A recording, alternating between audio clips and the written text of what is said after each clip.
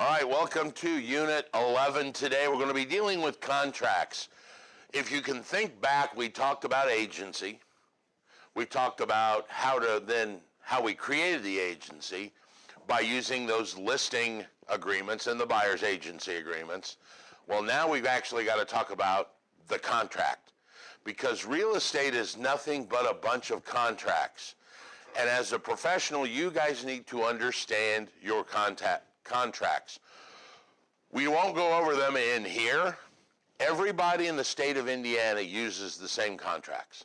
So there is that advantage that even if you are dealing outside of our MLS system, like we talked about with Bloomington or Lafayette, it's still the same purchase agreement, still the same listing agreement, because those are all promulgated by the ILA, which is, no, that's not right.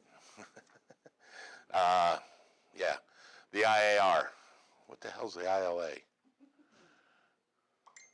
Well, that's the Indianapolis Landlords Association.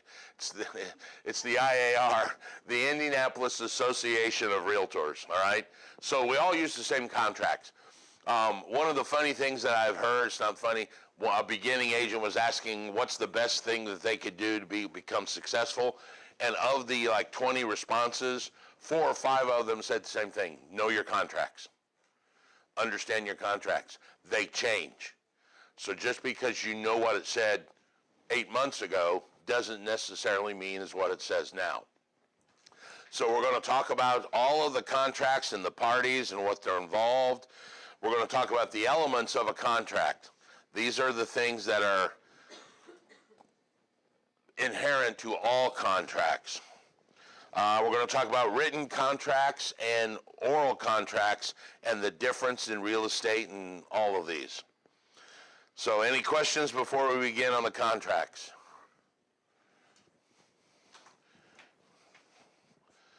All right. So let's begin. We're going to start there on page 188. And I want to read to you this. I don't normally do this, but I do want to do this. A contract is a voluntary agreement or promise between legally competent parties supported by legal consideration to perform or not perform some legal act. The reason I read that to you is because I wanted to specifically you to hear there are 5 parts in this contract. All right? There are 5 parts in this contract. Must be voluntary. You cannot force someone into a contract. No longer is it legal to take someone in the back room and break their knees if they won't sell the house. All right? I don't think it ever was really legal, but it may have happened, okay? You can't do that. It's got to be voluntary. Mutual ascension. Both parties must agree. Contract must be an agreement or a promise to do something by both parties. The agreement and the promise by both parties. What is the promise in a real estate contract, in a purchase agreement? I promise that I will deed you the property, and you promise that you will give me some consideration for that. All right? So that is the agreement or the promise that is being made. The seller will agree to deed the property into the buyer's name as long as the buyer agrees to compensate the seller with some consideration equal to that value. So that is the agreement or a promise that is made in our purchase agreement. Legally competent parties. Gotta be of majority age. Most states, Indiana anyways, is 18. I don't know of any other state that's not 18. So you gotta be 18 to transfer property. There is one exception if you're a legally emancipated minor and deemed as an adult by the court, but that's not what we're going to discuss. And you have to have sufficient mental capability to understand the outcome. All right? So my running joke is, not an IU grad.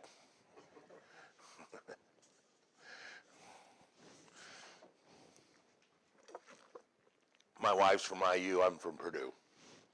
We got a little teddy bear at home that's half IU and half Purdue. That someone had made for us. So got to be legally competent. Must be supported by lawful consideration. Now, consideration in the real estate world means money. Money, all right? We touched on this earlier when I talked about that the wedding vows are actually a contract. In the contract between the husband and wife, love and honor and cherish and all that has value. In the real estate world, we deal in what's called an arm's length transaction. Arm's length transaction. Arm's length transaction means I have no knowledge or feeling towards the other side. Now, that doesn't mean that you don't see brothers selling houses to brothers and family, but typically it's an arm's length transaction.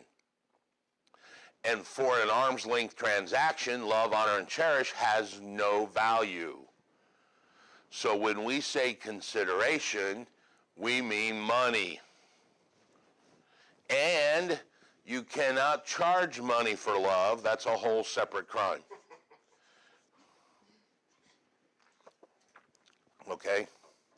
So it's got to have legal consideration. And if you remember, the contract that we used to transfer real estate was called a... I'm waiting. The contract that we used to transfer property, convey property, was called a deed, right? It was a contract. And I told you, remember, it had that generic for $10 and other good and valuable services. That has to be in there because a contract requires consideration. So even if they give property away, technically it has a $10 value. All right? Supported by lawful consideration, which is what we just talked about. So I should do the sixth one. Yeah, whatever. Sixth one, fifth one. How about the last one? For a legal act. You have to have a contract. You can't have a contract for an illegal act. So if you ever watch The Sopranos and they talked about taking a contract on somebody, that's not legally a contract, all right? Because taking someone out's not a legal activity. So a contract to be valid has to have all 5 of those parts. And they all have to be in place, and they all have to be working. If that's true, you have a valid contract. Now, like agency, contracts come in 2 flavors. There's an express contract and an implied contract. Like express agency, where both parties knew and understood their deal, so does an express contract. If I said, Bryce, I will wash your car today for $20, yes or no? That is a contract. Don't hold your breath on that, by the way. Now, that contract's oral, which Indiana does recognize oral contracts, but not in real estate, right? Under the Statute of Frauds, remember, all contracts in real estate have to be written. Okay? But that express contract that I just offered, both parties knew our job. I will wash his car today, and he will compensate me $20 for that. That is an express contract. Both parties know what they are supposed to be doing. An implied contract is where one party or the other understands their portion of the contract and is evidenced by their action. Okay? So let me give you an example. So today when you guys leave here, you guys are going to go out and have lunch. When you get done eating before you leave, what are you going to do? Why are you going to pay? There is no sign on anywhere that says, I'll feed you, you pay. You understand that your part of this contract is to pay for the services that were rendered. That would be an implied contract that you have with that restaurant. When you entered into this implied contract. Okay, we're going to feed you. You're going to compensate us for that, and that will be the contract. That is an implied contract. Used to be, you paid, you pumped your gas for you young whippersnappers, then you would go in and pay, right? Now you have to go in and pay. I was at Speedway, and I went, okay, so I walk in there, and I'm like, he's like, well, you got to pay first. And I said, well, why? And I knew the reason. I just wanted to get him to say it. And he's like, I'm like, no, why do I have to pay first? Well, basically, we've had a lot of drive-offs, so we don't trust people, so you got to pay first. I said, well, I don't trust you. How do I know when I pay you, you're going to turn the pump on? And he's like, what? I'm like, never mind, I've obviously broke you already.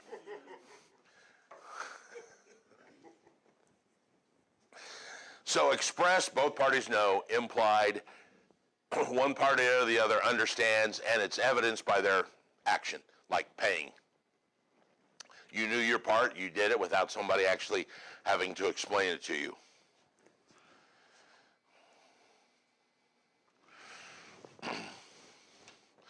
Remember, statute of frauds becomes important. Statute of frauds says some documents are so important to be defendable in a court of law, they have to be written. Real estate contracts work under the statute of frauds. One of the things our professor used to tell us in A&M is there's no such thing as, like, he was telling us how to take a test, and one of the things he always said, look for words like every and always, because those are never correct. Because the statute of frauds works in every real estate contract, except one. There is one real estate contract that you can have that can be oral. It's a lease less than 1 year in length. It's not a smart business move, but it is defendable. All right, we're going to pause the audio and keep going.